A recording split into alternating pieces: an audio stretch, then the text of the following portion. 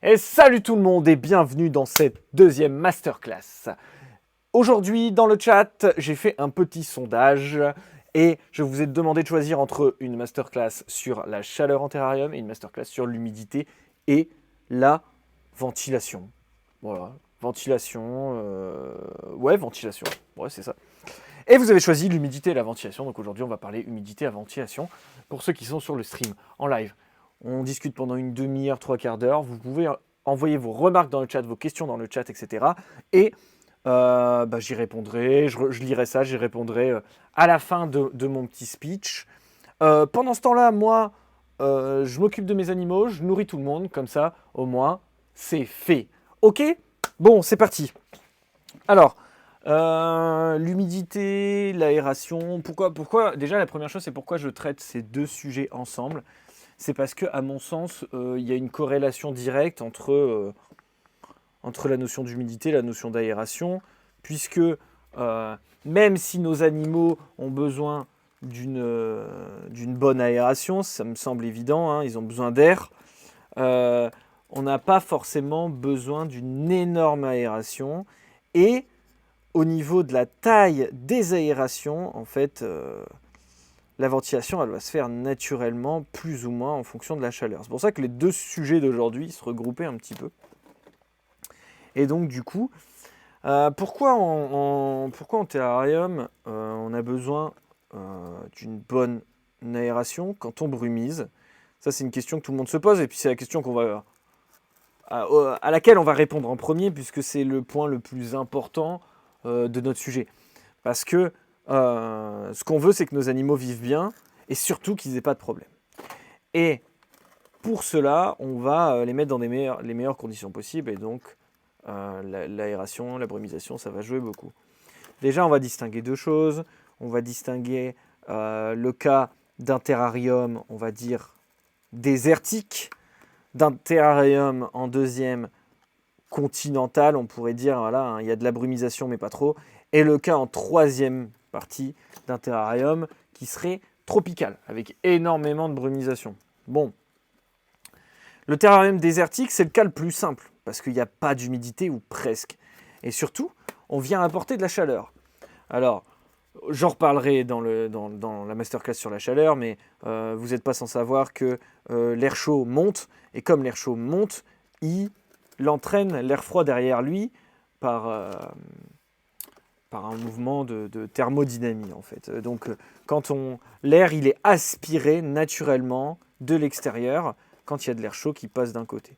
Donc, en fait, quand il fait chaud dans le terrarium, et si on est bon et qu'on n'a pas encore écouté, mais qu'on écoutera la masterclass sur la chaleur, on saura que quand on met de la chaleur dans un terrarium, on a besoin d'un gradient thermique. Qui dit gradient thermique dit que la chaleur est d'un côté du terrarium.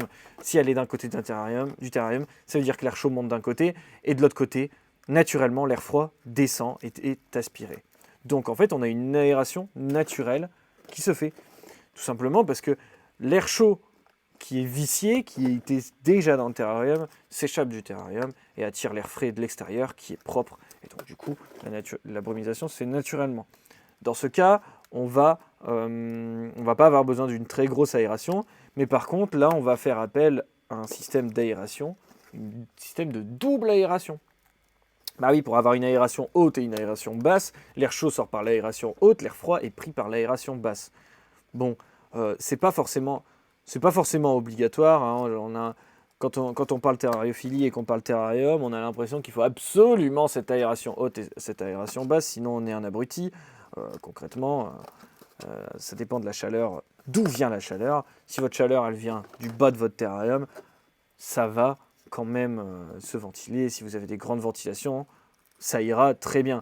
Alors, sur les exoterra, il y a une petite ventilation devant.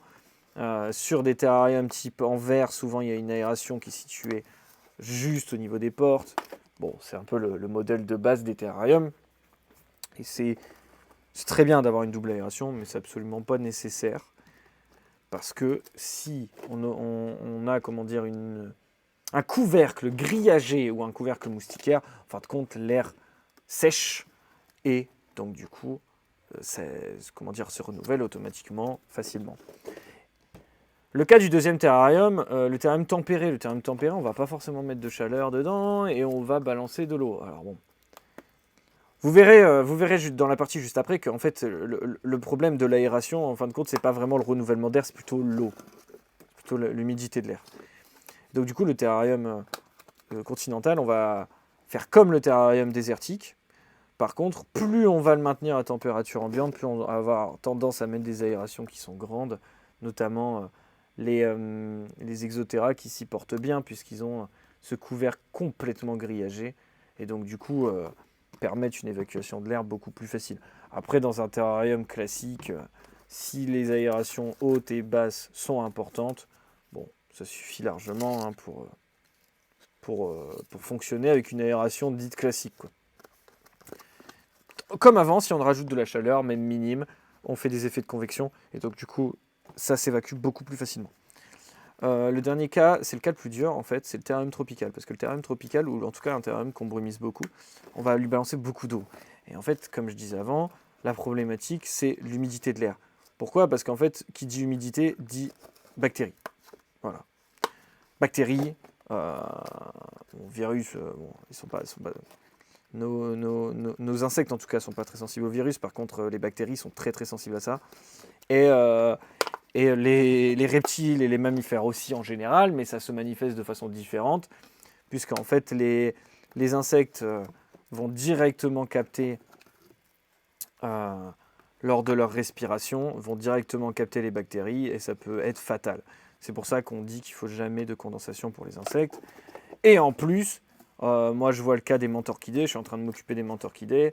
Moi je dis souvent aux gens que l'important avec la mentorchidée, c'est pas l'hygrométrie. On reviendra après sur l'hygrométrie parce que l'hygrométrie c'est un concept qui est complètement débile, tel qu'il est utilisé à l'heure actuelle.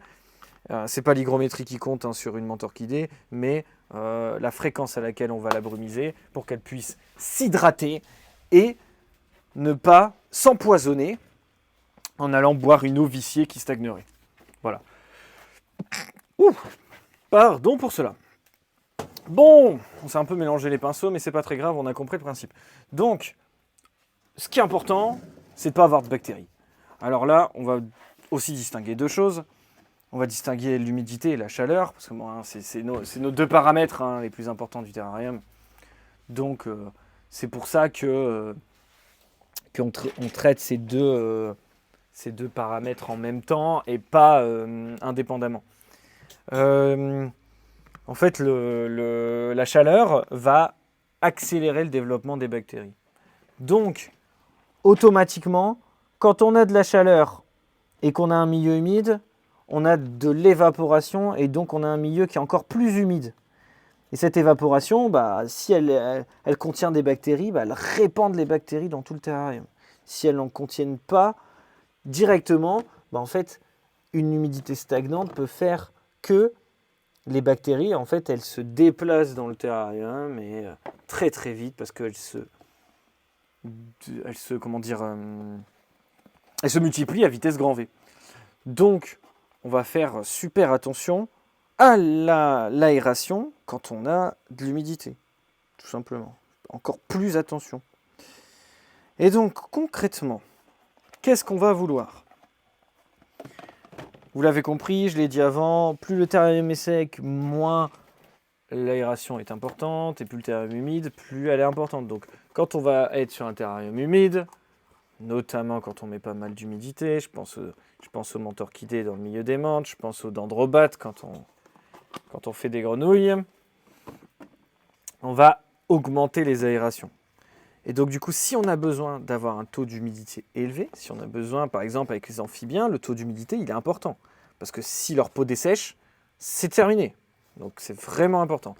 Donc on va privilégier des brumisations plus régulières et une aération très importante. C'est pas grave si ça sèche entre deux brumisations. Au contraire, c'est encore mieux. Si vous arrivez à avoir un terrarium qui en fait est humide au sol, mais avec les parois qui sèchent entre deux brumisations, vous avez gagné. Voilà. Pour les insectes, c'est encore plus violent. Parce que si vous voulez, un reptile, un mammifère, en fait, s'il y a trop d'humidité dans l'air et qu'il y a trop de bactéries dans l'air, il va faire des infections pulmonaires. C'est très grave. Très grave, hein. C'est pas du tout à prendre à la légère. La différence avec l'insecte, c'est que l'insecte qui meurt. Voilà, terminé. Trop d'humidité, ça meurt. Ingestion de bactéries, par exemple, pour les hyménopuces, ça meurt. Donc, c'est indispensable d'avoir beaucoup d'aération. Et pour se focus un petit peu sur nos petites bêtes, en fait, c'est fou, moi, de ce que je vois à l'élevage entre la tolérance des insectes, donc globalement menthe-phasme, hein, à l'humidité, qui est très très faible, alors que sur les araignées, alors là, elles vont tolérer beaucoup plus facilement l'humidité, parce que ce ne sont pas des insectes, ils n'ont pas le même mode de fonctionnement, tout simplement. Même comment dire, l'humidité, c'est un point important chez les araignées, parce que sinon, elles n'arrivent pas à muer, et elles restent bloquées dans leur mue. Donc ça, c'est pareil en terrario général et sur les reptiles, hein. Le point qui est gênant et qui nous alerte d'un manque d'humidité dans le terrarium, c'est tout simplement les mues qui sont pas belles ou qui sont ratées, quoi. La peau qui reste collée, etc. Quand on fait du reptile, on peut se permettre de faire des zones humides. Et ça, c'est le mieux. Hein, comme la chaleur, on crée une zone humide, on crée un gradient d'humidité. Admettons, à gauche, il fait humide, et à droite, il fait sec. On met la chaleur à droite, ou à gauche, en fonction du taux d'humidité qu'on veut, mais ça nous permet d'avoir un gradient, et l'animal peut se situer où il veut. Le souci qui peut arriver, c'est que quand on fait un terrarium, par exemple, pour dendrobates, et qu'on a énormément d'eau au fond, on peut même avoir des systèmes avec un drain, et on chauffe l'eau directement. Ça, c'est possible. On peut chauffer l'eau directement, et garder notre humidité comme ça dans le terrarium. Le souci, c'est que il faut que notre système soit très très bien géré pour que le renouvellement d'eau il se fasse très souvent, voire même qu'il y ait carrément un système de pompe qui va venir filtrer l'eau, un peu comme on ferait dans un aquarium. Si vous filtrez pas l'eau d'un aquarium et que vous le laissez stagnant, très vite vous avez une eau qui commence à puer, et très très vite vos poissons ils vont commencer à faire la tête. Et ben c'est exactement pareil pour nos animaux de terrarium. On ne peut pas se permettre de laisser l'eau stagner, parce que l'eau stagnante, elle fait apparaître des bactéries. Et en plus, s'il fait chaud, ça apparaît encore plus vite. Bon, voilà. Ça, c'est concrètement pour la théorie. Moi, je veux revenir sur un point qui est super important, parce que je pense que vous, sur le stream, vous me direz le contraire si ce n'est pas le cas, et vous, sur YouTube, quand vous vous renseignez sur un animal, vous regardez la fiche d'élevage. Voilà. Hein, les fiches d'élevage. Par la force des choses, je me suis forcé à en faire sur le site. Je suis en train sérieusement d'être en train de regarder pour refondre ça, parce que franchement, les fiches d'élevage, moi, ça me saoule. Voilà. C'est un truc qui m'a toujours saoulé, et ça me saoulera toujours. Dans la façon dont c'est fait actuellement. Donc vous allez prendre une fiche d'élevage, hein, on va prendre, je sais pas moi, n'importe quoi, hein, parce que au final, on se rend compte que ça soit un serpent, un lézard, une grenouille, une menthe ou un cloporte, au final, les fiches d'élevage, elles sont toutes pareilles. Alors, vous avez la petite ligne avec la température. Puis, de temps en temps, quand vous voulez faire bien, vous mettez une température point chaud, une température point froid. Parce que bon, c'est très important, quoi. Voilà. Mais même une température nocturne, parfois. Bon. Allez. Au moins, on peut se mettre d'accord. C'est la seule info qui est pertinente sur la fiche d'élevage, au final. Parce que tout le reste, c'est quoi sur cette fiche d'élevage? On va avoir, allez, la nourriture. Bon, si on n'est pas trop con et que c'est pas trop spécifique, on sait ce que ça va bouffer. Hein, on est d'accord. On va avoir quoi d'autre? Des infos sur la taille. Allez, ça peut être sympa de juste avoir les petites quelques infos, la taille, le poids, machin, mais bon, on n'a pas besoin d'avoir ça sur une fiche, si vous voulez. On peut regarder un petit article, on peut se renseigner sur l'espèce, voilà. Et puis on a la meilleure ligne de cette fiche d'élevage, c'est l'hygrométrie. Et là, moi, je mène un cheval de bataille depuis des années, depuis peut-être 10 ans, pour dire que l'hygrométrie, c'est de la merde. C'est de la merde en barre. Quand on met, faut être à 80% d'hygrométrie, c'est nul. C'est nul de chez nul. Moi, je vais vous prendre un exemple qui m'a fait devenir fou complet. Je travaillais au zoo à Dunkerque. Alors maintenant, ça a changé de nom, ça doit être Biotopia, quelque chose comme ça. Avant, c'était juste zoo Dunkerque, Fort Mardic. Voilà. Et je vais là-bas, j'ai fait un stage là-bas, et j'y retourne 2-3 mois après pour aller voir les collègues, et puis discuter un peu avec eux à la cool, quoi. Et ils me disent, ouais, Flo, tu vas kiffer et tout, viens voir, on a mis un iguane en quarantaine, tu vas nous dire, toi tu t'y connais super bien en reptiles, ils ont trouvé cette iguane dans un conteneur à Calais, et on nous l'a donné en fait. Ok, cool, super, un iguane vert et tout, trop bien, ils vont lui faire un petit terrain et tout, bon, c'est sympa, tu vois, pour les gosses et tout. Et j'ouvre dans cette pièce, et si vous voulez, j'ai été en Guyane, on s'est tapé des pluies, c'était pas la saison des pluies, mais on s'est tapé des pluies, de la chaleur. Si vous voulez, en rentrant dans cette pièce, j'ai jamais vu autant d'humidité de ma vie. C'était à 90-95% d'humidité. Mais en fait, ce qui est important à savoir, les amis, c'est que l'humidité, c'est une valeur relative. C'est-à-dire que l'humidité n'a pas de valeur, l'hygrométrie n'a pas de valeur intrinsèque. Donc ça représente le taux d'humidité dans l'air. Donc la quantité de molécules d'eau présentes dans l'air. Sauf que il y a un point que tout le monde oublie, c'est que cette quantité d'eau dans l'air, elle dépend directement de la température. Parce que la température, elle fait dilater l'air. Et donc du coup, la température, elle va agir différemment sur les molécules d'eau qui sont dans l'air, plus la pression de l'air. La pression de l'air, c'est... Si on est scientifique, c'est pas négligeable. Si on n'est pas scientifique et qu'on fait de la terrario, c'est négligeable. Ok, pression atmosphérique. Mais globalement, y a d'autres points à prendre en compte. Et donc, il faut savoir que avec la même quantité d'eau dans l'air, alors je dis des chiffres au pif, mais c'est pour vous donner une idée.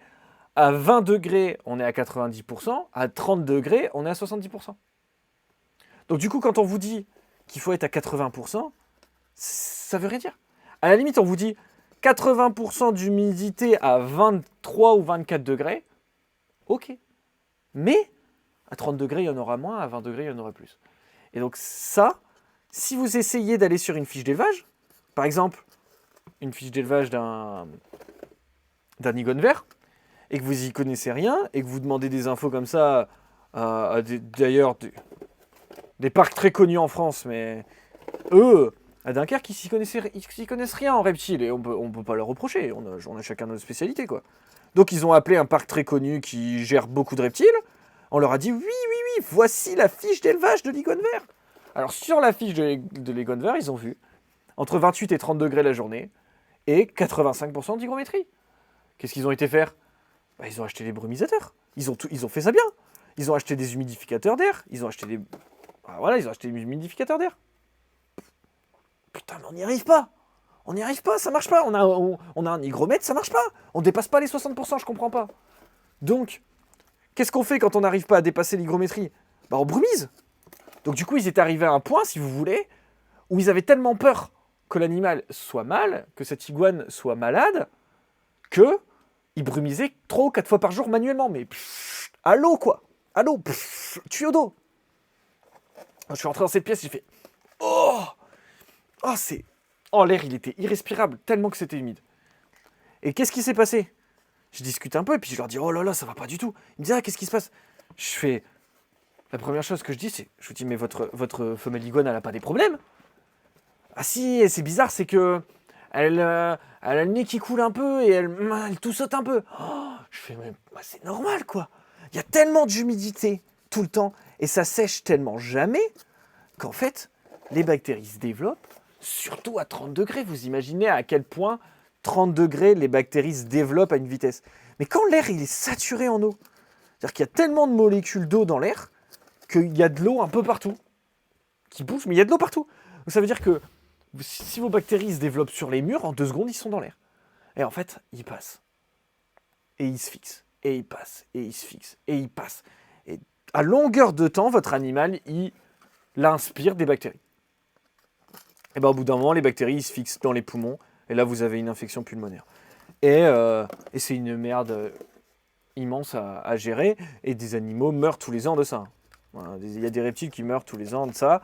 Alors que la plupart du temps, c'est... Comment dire, c'est une volonté de bien faire. Et c'est ça qui est horrible. Et donc du coup, moi, j'ai tendance à raisonner autrement. On a besoin... Oh, merci beaucoup Spinoza pour ton follow. Ça n'apparaît pas sur le stream, je suis désolé. Alors il fait partie de l'insecte, voilà sur YouTube, il y a des gens qui viennent nous suivre, ça fait plaisir. Salut. Bon. Ah, ça m'a déconcentré, c'est pas très grave. Ce que je voulais dire, c'est comment gérez-vous votre hygrométrie, comment gérer ça. En fait, on a besoin d'être dans une logique. Hein. On va réfléchir et on va voir comment ça se passe. Nos animaux, ils ont quand même une certaine... ils ont besoin d'une certaine hygrométrie pour effectuer leur mue et vivre correctement. Je ne sais pas si ça vous est déjà arrivé, si vous avez déjà fait le lien. Souvent, au début de l'hiver, on remet en route les chauffages. Quand on a des chauffages électriques, notamment, l'air sèche et hop, on commence à avoir des problèmes au nez, par exemple. Voilà. On a le bord du nez qui commence à faire mal, etc. Ça peut être embêtant. Et ça va être soulagé par une augmentation de l'humidité dans l'air. Parce qu'en fait, dans la nature, il y a tellement d'aération que même si l'humidité augmente, en fait, l'air, il est renouvelé en permanence. Et donc, du coup, nous, en captivité, on doit faire attention à ça. Parce que si on ne met pas assez d'humidité, on va avoir des soucis. Notamment avec les menthes, on va avoir des soucis de mauvaise mue. Ça, c'est sûr. Avec les serpents, on va avoir des mues qui s'en vont pas. Les lézards, pareil. Bon. Donc, il faut avoir un minimum. Mais ce qu'il faut ne pas avoir, c'est trop d'humidité. Et ça, c'est le plus important. Il vaut mieux pas assez d'humidité que trop. Donc si votre substrat il est détrempé, c'est un marécage, vous changez le substrat tout de suite. Parce que c'est de la merde. En plus, si vous avez de la chaleur, vous allez envoyer la merde dans l'air. Génial, vous allez perdre vos animaux. Ok ? Donc, quand on a des menthes, quand on a des phasmes et quand on a des insectes, on brumise régulièrement de manière à ce que les animaux puissent boire. Et on veille à ce que l'humidité ne chute pas trop. Moi ici, j'ai déjà eu le problème. Alors là, regardez en live, je vais vous dire, ici, ce matin j'étais à 62% d'humidité. Ce soir, là, je suis à 75% d'humidité, en sachant que la température, c'est la même. Elle est un petit peu plus haute maintenant. Donc vous voyez, j'étais à 25 degrés, donc 62% d'humidité à 25 degrés, et maintenant 75 à 26 degrés. Donc ça veut dire qu'il y a vraiment le gap, il est un peu plus important encore. Donc ça, c'est parce que j'ai brumisé dans la pièce. Avant le stream, j'ai brumisé un peu toutes les menthes. Donc forcément, j'ai augmenté l'humidité globale. Donc voilà. Si on veut avoir des idées, si vous ne savez pas du tout comment vous repérer, et en fait ces pourcentages d'humidité, ça ne vous parle pas du tout. Alors, 10%, 10-20%, c'est désert. Ok ? Il fait tellement de chaleur que l'eau s'évapore quasiment instantanément. Il n'y a quasiment rien en eau. C'est possible même d'être à 1% si vous voulez. Là, c'est vraiment... Vous tenez pas longtemps, quoi. Ok ? 99, voire 100%, 100% ça existe. C'est possible. Quand il pleut et qu'il fait un peu chaud, notamment en forêt tropicale, il fait 100% d'humidité. Voilà, l'air, il est saturé en eau. C'est-à-dire que il ne peut pas avoir plus d'eau dans l'air, c'est impossible. Donc, c'est possible. Enfin, c'est énorme. Voilà. En même temps, je fais une explication et vous allez me dire 1% c'est pas beaucoup d'humidité, 100% c'est beaucoup d'humidité. Merci Sherlock. Bon, voilà. Ce qui est important, c'est de se repérer. À 30 et 40%, c'est pas très humide. Voilà, ça manque un peu d'humidité. Vous allez avoir des soucis sur vos animaux à long terme. Voilà. À 80%, 70-80%, si vous restez comme ça à long terme, vous allez avoir des soucis aussi. Voilà. 80% d'humidité tout le temps, c'est pas bon. Si vous êtes à plus de 80% d'humidité, après une brumisation, c'est normal, hein, surtout si vous avez mis un peu d'eau sur l'hygromètre. Faites pas les couillons, défoncez pas votre terrarium parce que vous avez vu ça. Hein. Mais si vous avez ça régulièrement, et souvent l'humidité, ça se voit à la condensation. On brumise le soir, si le lendemain matin il y a de la condensation, c'est acceptable. Si le soir il y a encore de la condensation, c'est qu'il faut faire autrement. Voilà.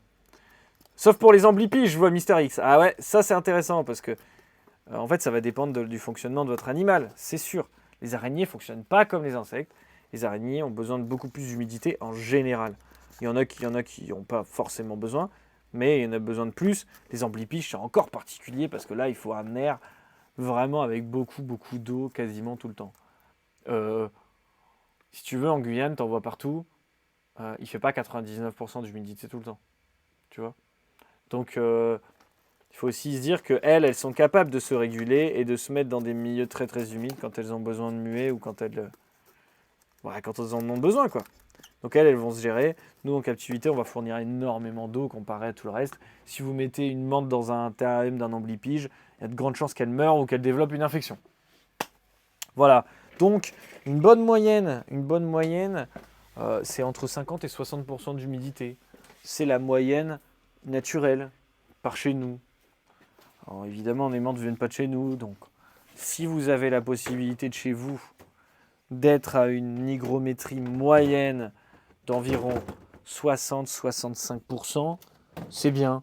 70, moi je trouve ça trop. Vous avez intérêt à avoir des murs qui sont faits pour, sinon vous allez avoir des moisissures sur vos murs à 70% d'hygrométrie toujours. Ok. Donc pareil chez vous, hein, si vous avez une salle de bain humide et qu'il y a des moisissures, en fait c'est l'hygrométrie qui est trop importante. Donc vous mettez un déshumidificateur d'air et puis vous n'avez plus de moisissures, quoi. Voilà. Ça c'est bien. Ça c'était vraiment la grosse partie théorique, hein, sur l'humidité, sur les ventilations. Maintenant, on peut réfléchir ensemble à comment on gère ça, tout simplement. Comment on gère ça au quotidien, comment fabriquer, avec quoi. Alors en concernant les aérations, vous avez plusieurs solutions. Vous avez partir sur des aérations type bâtiment. Hein. Voilà, ça se fait relativement souvent quand on fait du terrarium do it yourself. Hein. Donc on peut utiliser des petits ronds d'aération toutes faites. Hein. On perce un trou dans le terrarium et on y va. Pour les terrariums en verre, c'est un petit peu plus compliqué. Donc généralement, les terrariums en verre, on utilise de la tôle percée, ça s'appelle. C'est une espèce de grille, mais très rigide, donc qui va être pratique pour installer entre deux plaques de verre et coller au silicone. Donc ça, c'est pas mal. On va pouvoir aussi utiliser de la moustiquaire, tout simplement, qu'on va soit fixer de manière un peu artisanale avec de la colle à chaud ou de la colle forte, type colle contact, etc. Donc on peut faire ça. Concernant la matière de votre moustiquaire, il faut faire attention à l'animal que vous allez mettre dedans. Tout ce qui est moustiquaire alu, ça peut blesser les animaux, hein, qui ont des pattes un peu fines. C'est le cas pour les insectes, mais c'est aussi le cas pour certains reptiles. Le serpent, généralement, c'est quand même un peu plus costaud. Quand je dis reptile, je pense plutôt aux lézards. On a fait ça. Attention à la moustiquaire. Si qu'elle soit, j'arrête pas de dire eux, en plus je suis désolé pour les tics de langage. On fera attention à la moustiquaire, qu'elle soit bien inoxydable, parce que ça peut très vite rouiller. Voilà. Donc si ça rouille, ça fout un peu la merde dans votre terrarium. Généralement la rouille ça tue pas un animal, hein, mais si on peut éviter de lui faire boire de l'eau rouillée, c'est pas plus mal. Puis surtout si vous êtes embêté à fabriquer votre terrarium, ça serait con que ça rouille au bout de 6 mois. Ça, c'est pour la moustiquaire. Pour nous qui sommes passionnés d'insectes, moi, je recommanderais toujours de faire des grandes parties ouvertes. Voilà. Pour les menthes, c'est obligatoire. Un filet qui fait tout le couvercle, c'est le mieux. Qui fait une partie du couvercle, c'est très bien. Pour les phasmes, alors là, on va élever la plupart en terrarium complètement ouvert, à part ceux qui ont besoin d'une humidité un peu plus importante pour muer. Auquel cas, on pourra les mettre en terrarium vert, mais toujours avec une moustiquaire ouverte en haut. Donc des terrariums type Exoterra, ça fonctionne très bien. Vous bannissez complètement pour vos insectes, s'il vous plaît, les terrariums fermés. Avec juste quelques trous. Ne mettez pas ça là-dedans. Les terrariums en acrylique où il y a juste 2 trous, on ne met pas de menthe et de face dedans, par pitié. S'il y a des vendeurs qui vous vendent des terrariums en acrylique avec 6 trous dedans en disant il y a une aération haute, il y a une aération basse, vous achetez pas ces merdes. Ok. Ça, c'est des terrariums pour araignées, puisqu'elles supportent une humidité plus importante. Elles sont moins sensibles aux bactéries. Ou alors des terrariums pour isopodes, parce que les isopodes, c'est des crustacés. Ok. Donc, moi, ce que je vous conseillerais toujours, c'est d'avoir les aérations les plus grandes possibles parce que c'est beaucoup plus facile d'humidifier que de sécher. Une fois que le substrat il est détrempé, bon courage pour le sécher, vous avez intérêt à le sortir. Ou alors, mettez des aérations très grandes que vous auriez dû mettre avant. Voilà. Donc, on fait attention. On a des cas un peu spécifiques, notamment dans le monde des insectes. Je pense aux coléoptères. Voilà. Les coléoptères, on va avoir tendance, avec les larves de coléoptères, à ne pas trop ouvrir les aérations, puisqu'en fait, c'est des animaux qui n'ont pas besoin de beaucoup d'oxygène pour vivre. Et puis, ça nous évite de perdre de l'humidité. Mais moi, d'expérience, si vous avez l'habitude et que vous êtes prêt à faire des tests et à changer votre substrat, ou alors l'humidifier,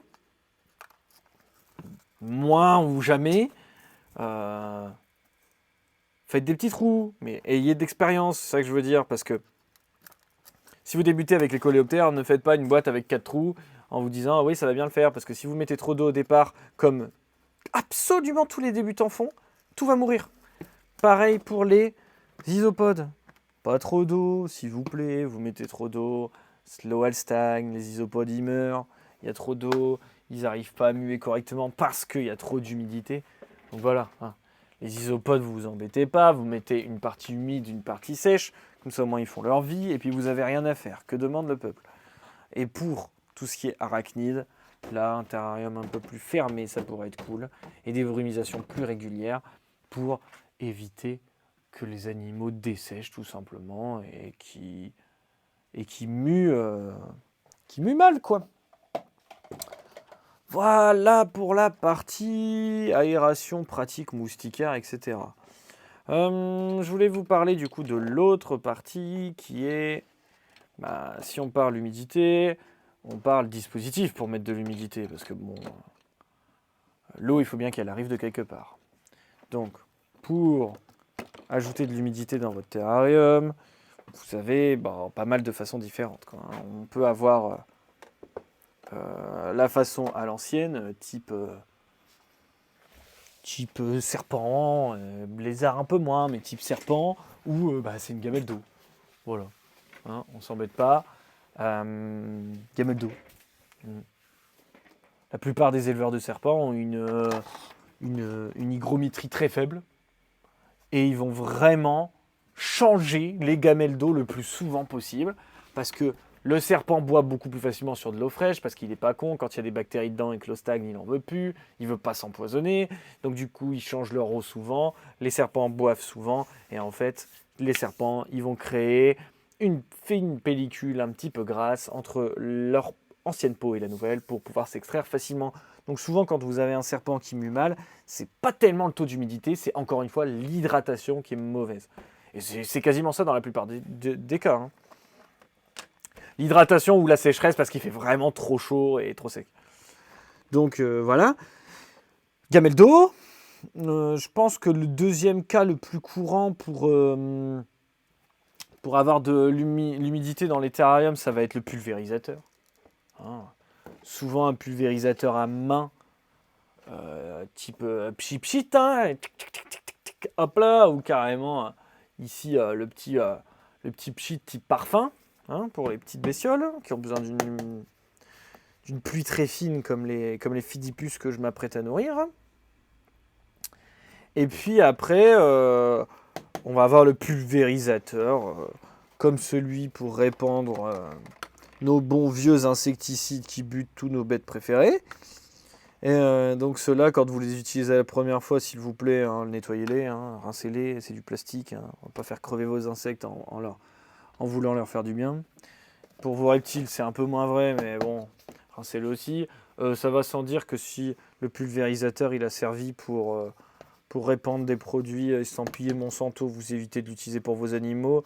Le rincer, généralement, je vais vous dire, allez, ça peut suffire, mais euh, la mesure de précaution est très importante dans notre hobby.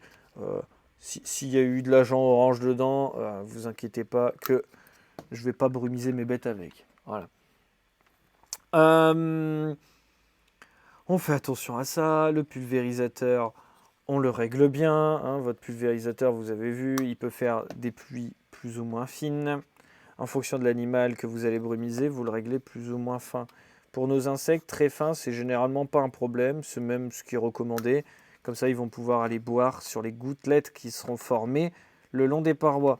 Pour tout ce qui est reptiles serpents, vous évitez la brumisation très fine, parce que cette brumisation très fine, elle va finir directement dans les poumons de votre animal, et vous n'avez pas envie de lui remplir les poumons de micro-gouttelettes d'eau. Voilà. Donc vous tournez un petit peu la buse, ça dessert au niveau de votre embout, et donc vous envoyez moins d'eau. Moins d'eau, non, vous envoyez une eau qui est moins compressée, donc du coup plus large. Vous dévissez pas complètement le machin, on est d'accord, sinon ça fait un G. Le truc, c'est un pistolet à eau. Donc, hein. Soyons intelligents. Pulvérisateur. La dernier choix. Non, non, non, il y en a encore deux. On va dire qu'après, il y a l'arrosage. Hein. J'augmente l'humidité de mon terrarium en arrosant au sol. Ça peut fonctionner. Maintenant, attention. Généralement, on fait ça sur un substrat qui est drainant, c'est-à-dire qui va absorber l'eau mais la rejeter facilement. Si vous voulez avoir une idée, mettre de l'eau au fond du terrarium pour augmenter l'humidité, si on utilise de la tourbe de coco, de la pouzzolane, de la pierre volcanique, oui. Si on utilise de la sphaigne, non. Enfin, disons que la sphaigne, c'est un peu le contre-exemple. Puisque comme elle est acide, les bactéries ne se développent pas bien dedans. Mais bon, la sphaigne, si on la met humide, on va faire gaffe à ne pas mettre que ça humide et qu'elle sèche de temps en temps.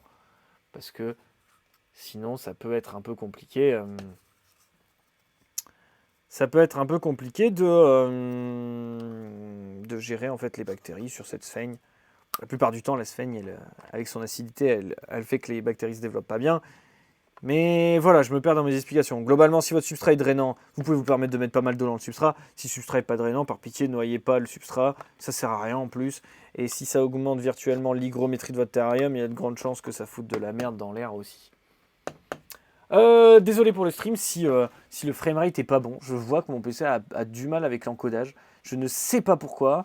Je ne comprends pas. Je me suis renseigné ce week-end et il n'y a aucune logique.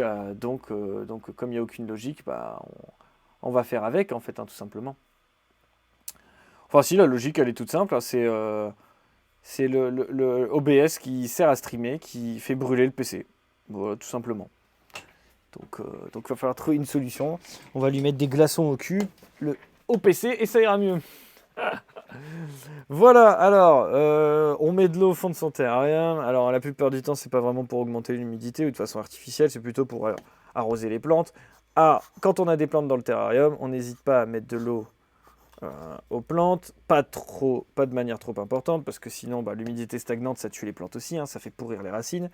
Mais l'avantage des plantes, c'est qu'elles vont suer tôt le matin, et en suant tôt le matin, elles vont créer un effet de rosée qui permet d'augmenter l'humidité de manière naturelle. Donc ça, les plantes, c'est toujours conseillé d'en avoir dans son terrarium, même si c'est pas obligatoire. Bon, le dernier point que je voulais aborder avec la brumisation, c'est les brumisateurs automatiques. Alors, on voit ça beaucoup, c'est la grande mode, c'est stylé de fou, on n'a rien à faire, ça brumise automatiquement. Alors, quand on parle de brumisateur automatique, on parle de brumisation. Donc, de la haute pression. Hein, on utilise des pompes à haute pression on va balancer de l'eau dans des buses qui sont fermées très fort. C'est le même principe que le pulvérisateur à main. Et en envoyant de l'eau à haute pression dans ce tout petit trou au bout, qui en fait est une buse de céramique, et ben on crée une brine.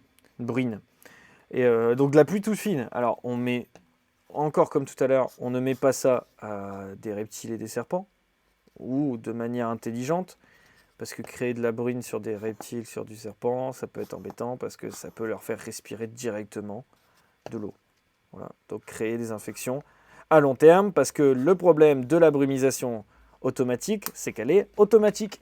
Donc on claque un pulvé dessus, on ne fait pas attention, et l'animal, il se prend la même eau dans la tronche tous les jours. Et donc du coup, vous avez intérêt à ce que cette eau, elle soit bonne, elle soit pas pourrie, et surtout, elle soit pas en quantité trop importante dans ses poumons, parce que là, vous allez clairement droit vers une infection des poumons. Donc, quand on utilise des brumisateurs automatiques, je pense que la moindre des choses, et la chose intelligente, c'est de ne pas passer, quand on a des animaux dedans, c'est de ne pas passer du brumisateur manuel au brumisateur automatique sans faire de test avant. Hein. On utilise le brumisateur automatique, mais de façon manuelle. On ne met pas un programmateur tout de suite et on laisse tout tourner. Parce que sinon, le terrarium, il sera noyé. C'est une évidence. Ok. On va gérer la quantité d'eau qu'on va mettre dans un terrarium avec le nombre de buses qu'on met. On ne peut pas gérer autrement. N'essayez pas de mettre des réducteurs de débit sur de la haute pression, ça ne marche pas. Donc, c'est important. Encore plus si vous faites des séries de brumisateurs et que vous mettez vos brumisateurs en série, faites très attention parce que les pompes, elles ont un débit limité et il y a besoin de la haute pression. Donc, la haute pression ne se fait que si l'eau arrive de façon plus importante que ce que le système peut évacuer.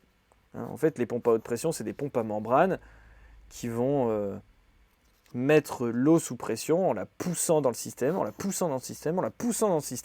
Et comme on a des petites membranes en céramique au niveau de nos buses qui laissent passer qu'un tout petit trou, et toute l'eau peut pas s'évacuer d'un coup et donc du coup ça crée de la pression. Si votre système est trop grand et que l'eau s'évacue de manière naturelle sans que la pression soit forte, et en fait vous allez avoir des terrariums qui vont être brumisés 4 fois plus que les autres et là ça va être la merde. Donc on dimensionne bien la pompe, il faut que chaque buse donne la même quantité d'eau, il faut que l'eau elle soit renouvelée souvent ou qu'elle soit gérée par un système de filtration comme un aquarium, il faut des filtrations au charbon.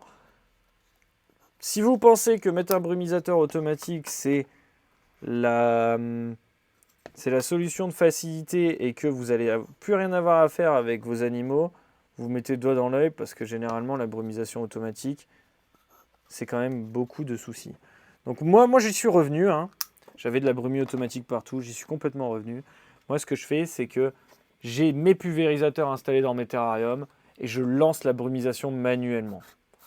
Après, si vraiment je veux la programmer, notamment quand je vais partir en vacances, en fait je le fais pas. Je le fais pas parce que s'il y a vraiment un souci, quelconque, ça peut être un...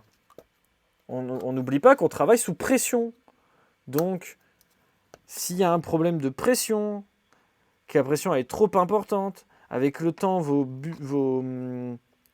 jonctions, parce que vous avez acheté des jonctions à 2 balles sur AliExpress parce que vous voulez économiser des sous, on fait tous.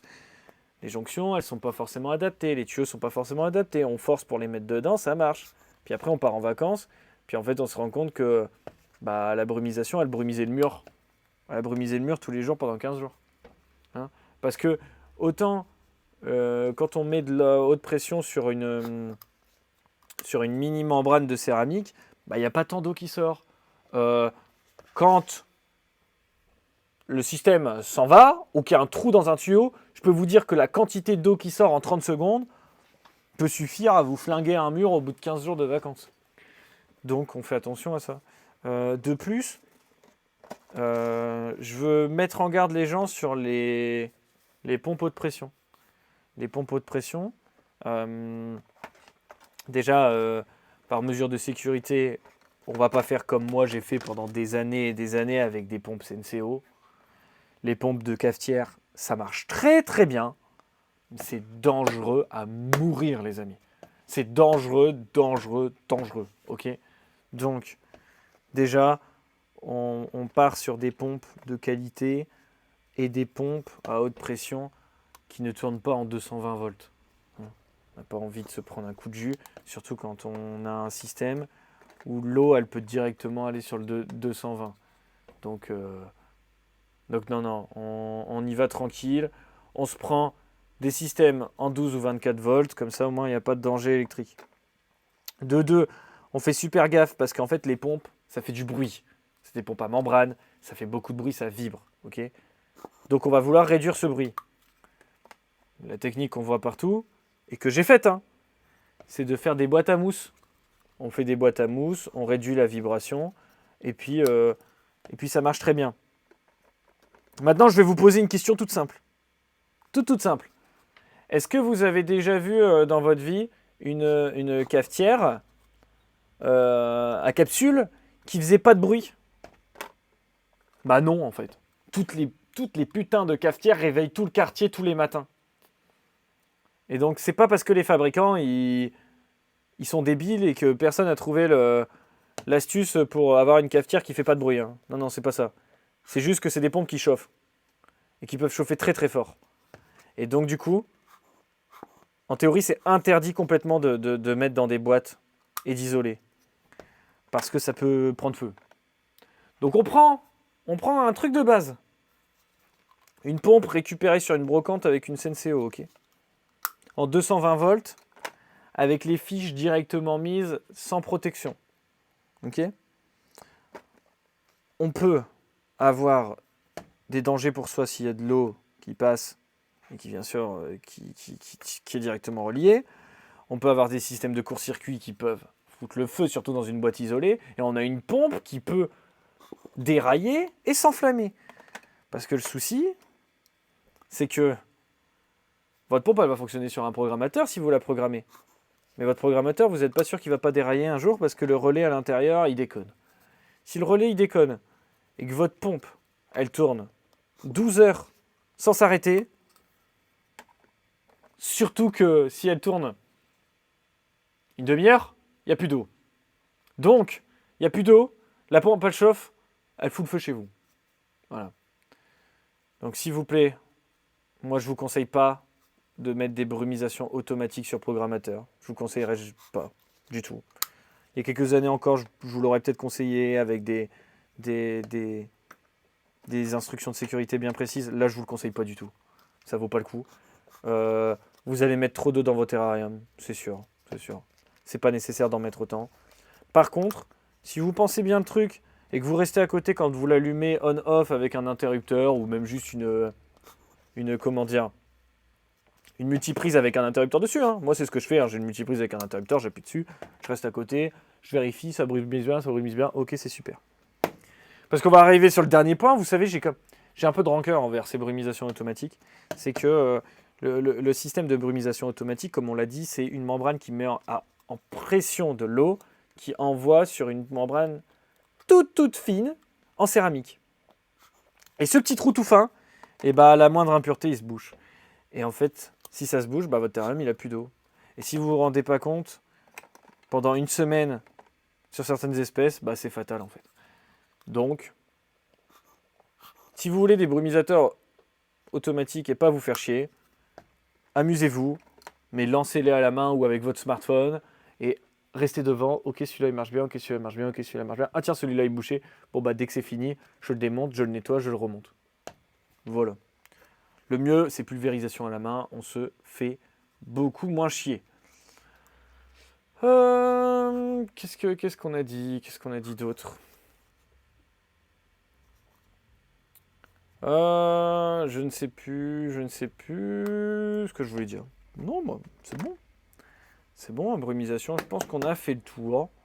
Avant de lire vos messages, je vais conclure en faisant un résumé. L'humidité en terrarium, c'est... Il y a un adage peut-être qui n'est que qui est de mon propre chef ou peut-être qui est dit par plusieurs personnes, je ne sais pas. Mais moi, j'ai toujours dit que c'était beaucoup plus facile à gérer un terrarium sec qu'un terrarium humide, puisque le terrarium humide, il faut qu'il sèche. Donc du coup, faites attention avec vos animaux, renseignez-vous bien, ne vous fiez pas à un pourcentage d'hygrométrie sur une fiche d'élevage de quelqu'un qui s'est peut-être même pas renseigné. Hein. Renseignez-vous et soyez intelligents sur comment les animaux vivent. Okay, est-ce qu'il y a vraiment beaucoup d'humidité? Est-ce qu'il y a des périodes humides? Est-ce que cette humidité, elle arrive par la pluie? Est-ce que c'est une montée des eaux? Est-ce que... Voilà, je pense que c'est le plus important.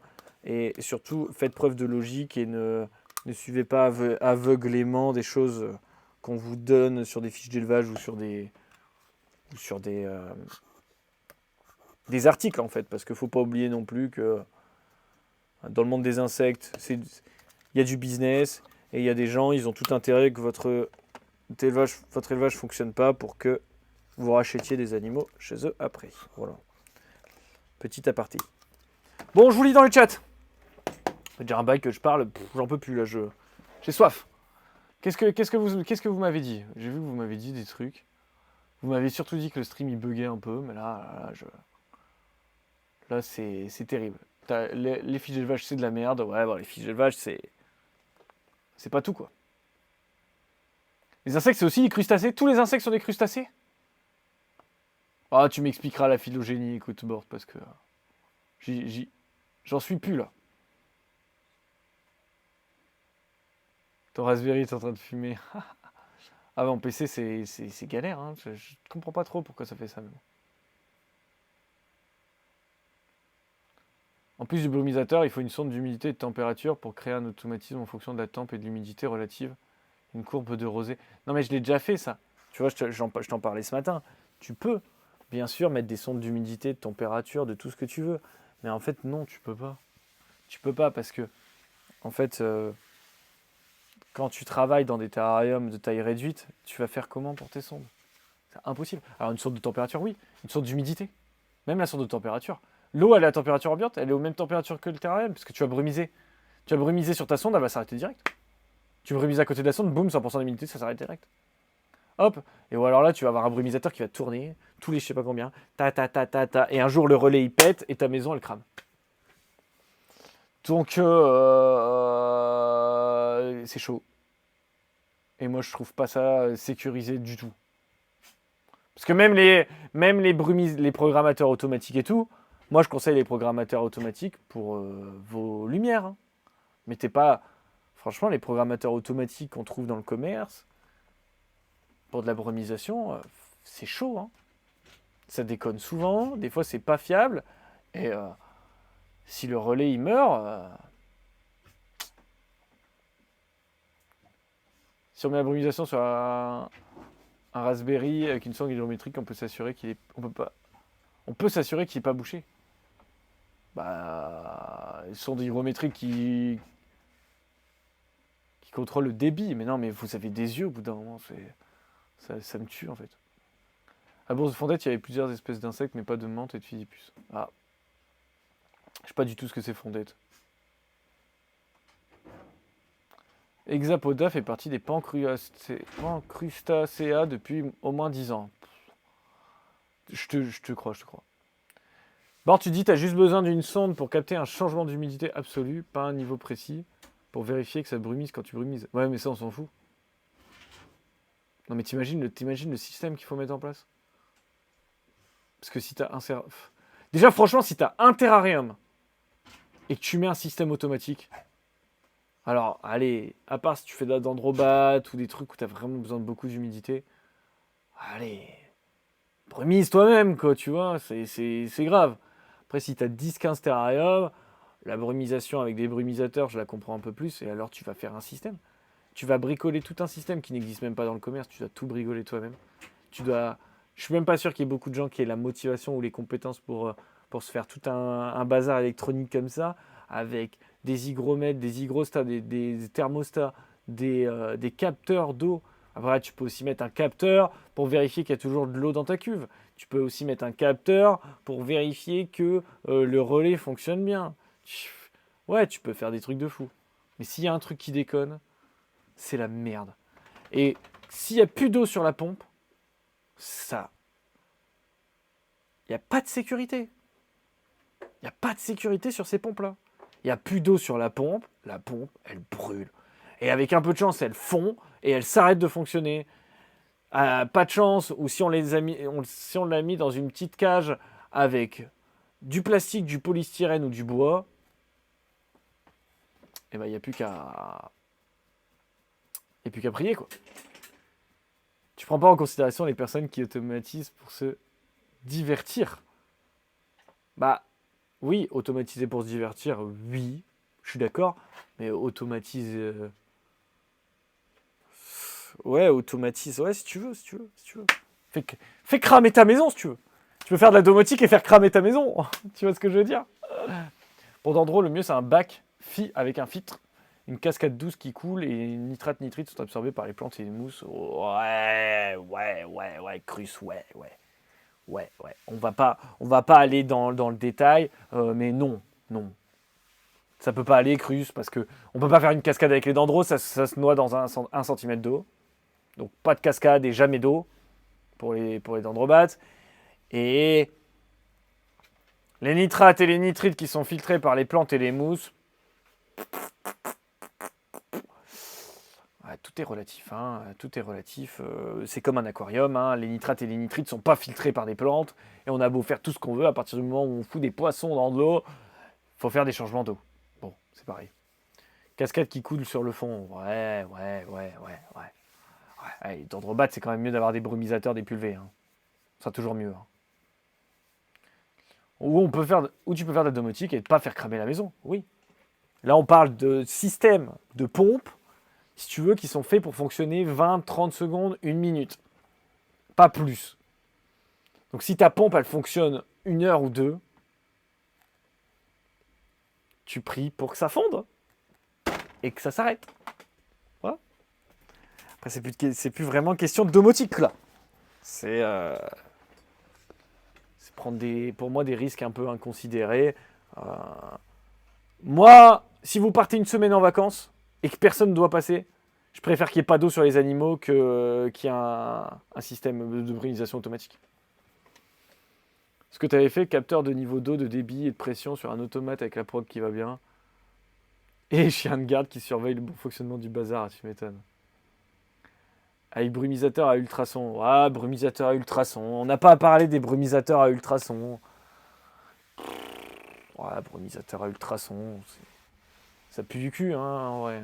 C'est beau, c'est rigolo. Allez, si tu veux mettre des brumisateurs à ultrasons avec des crabes, ça va pas leur faire bien mal. Si tu mets des brumisateurs à ultrasons avec des dendrobates, bah déjà il te faut une cuve d'eau. T'as pas le choix. Et faut que ça soit très très bien géré, quoi. Les foggers, donc c'est des foggers brumisateurs à ultrasons. Fogger, c'est beaucoup utilisé notamment chez les éleveurs de caméléons pour pouvoir mettre une petite brume le soir. Et si tu utilises ça tout le temps sur ton caméléon, 100% il a une infection des poumons. C'est pour ça que c'est compliqué. C'est parce qu'un fogger, si tu changes l'eau régulièrement. Mais si ton eau elle stagne et qu'il fait un peu chaud chez toi, l'eau elle va tourner et t'envoie un nuage d'eau remplie de bactéries. Donc c'est chaud, c'est chaud. Les animaux, ils sont faits pour boire et respirer de l'eau fraîche. Ils sont pas faits pour respirer de l'eau viciée, quoi. Il faut de l'eau osmosée aussi pour les foggers. Bah non, dans l'absolu, t'as pas besoin d'une eau spéciale. C'est juste que si tu veux que ton fogger il dure un peu plus dans le temps et que t'aies pas de problème de bus qui se bouche, si tu mets moins ton eau elle est calcaire, moins ça se bouche. Mais typiquement avec les brumisateurs à ultrasons, mais je rigole quand les gens disent mais quand tu as des brumisateurs à ultrasons, pas ultrasons, pardon, des brumisateurs classiques, quoi, à haute pression, mais il suffit que tu mettes de l'eau osmosée, il suffit que tu mettes de l'eau pure et puis t'as plus de problème. Et puis t'as qu'à mettre une crépine. La crépine elle filtre l'entrée du système et donc du coup tes bus ils se bougent jamais. Mais ça c'est des gens qui n'ont jamais de leur vie eu un brumisateur. Il Ils l'ont jamais eu. Pas possible en fait. Ça se bouche souvent. Pas tous les jours, mais souvent. Et tu peux pas faire autrement. Quand si vous voyez la gueule du filtre de mon pulvérisateur à main, c'est bouché de fou. C'est dégueulasse. Parce qu'on a beau faire ce qu'on veut, on nettoie pas tous les jours. Il y a des impuretés dans l'eau, on les voit même pas. Le bac, il est pas nettoyé tous les jours. Il y a des poussières. Votre bac, il est pas étanche. Après, tu peux faire un bac full étanche. Mais si vous faites un... Enfin, c'est... Allez, en grande théorie, c'est possible. Dans la pratique, ça se bouge. Ça se bouge. Ouais, arrêtez, faut pas me dire que ça se bouge pas. Les bus se bouchent même avec de l'osmosée. Bah oui. Tu te posais la question parce que justement, tu as été mal conseillé au départ. Tu as viré avant. Problème, heureusement. Ouais, brumisateur ultrason, c'est un débat. Hein. C'est un débat. Moi, j'ai fait un terrarium à crabe vampire, j'ai mis un brumisateur à ultrasons. Mais si tu veux, j'ai mis un brumisateur à ultrasons connecté sur mon téléphone, qui fait de la lumière. Et comme ça, quand j'ai les copains qui viennent, je fais hey, regardez celui-là. Hop, je mets la lumière rouge et pouh, le crabe d'Halloween. Voilà à quoi ça sert, tu vois. Après, pour des caméléons, beaucoup d'éleveurs de caméléons l'utilisent. Mais il faut être bon. Faut pas faire n'importe quoi. Tu pensais que les minéraux flinguaient la membrane. Après, t'en as jamais utilisé, donc bon. Ah ouais, ça peut flinguer la membrane aussi, c'est possible. Hein. C'est possible. Après, c'est pareil. Le principe du brumisateur à ultrasons, on est d'accord que c'est à utiliser dans un bac d'eau. Tu vas pas me dire que ton bac d'eau il est propre tout le temps. C'est impossible. Tu vois ce que je veux dire? Pour de la grenouille, toi, c'était... Ouais, pour de la grenouille, c'est chaud. Hein. C'est chaud. Moi, je mettrais pas ça pour des grenouilles. En fait, ça fait une... C'est trop fin. C'est tellement fin que ça va directement dans leurs poumons. Et... c'est... En fait, c'est pas grave d'inspirer de l'eau. Mais il faut pas qu'elle soit viciée, quoi. Si tu mets ça dans la gamelle de tes bestioles, ta bestiole, elle chie dedans. Tu vois, typiquement, ta bestiole, elle chie dedans. La merde, elle se dilue dans l'eau. Et après, tu allumes ton brumisateur à ultrasons et ça diffuse la merde de ta bestiole directement dans ses poumons. M'étonne que ça va pas, quoi. Bon, est-ce qu'on est bon pour la brumisation? Caméléon, pas caméléon. Pour caméléon, t'en mettre un goûteur. Ouais, c'est pas si facile que ça, Crus, encore une fois. On peut pas élever des caméléons dans les meilleures conditions possibles en ne mettant qu'un goûteur. Voilà. Les caméléons, ils ont besoin d'humidité dans l'air. Caméléon, c'est un cas particulier. Si on veut, on peut parler de caméléon juste après. Bon, bah voilà, c'est la fin de cette masterclass sur la brumisation. Je me suis un peu dispersé, j'ai parlé de plein de choses. J'ai donné mon avis, encore une fois, c'est pas un avis qui est définitif. Et c'est pas parce qu'il y a des gens qui ne disent pas comme moi que ces gens sont des abrutis finis. Hein. Soyons sympathiques, les amis. Et du coup, je vous dis à lundi prochain pour une prochaine masterclass. Ciao!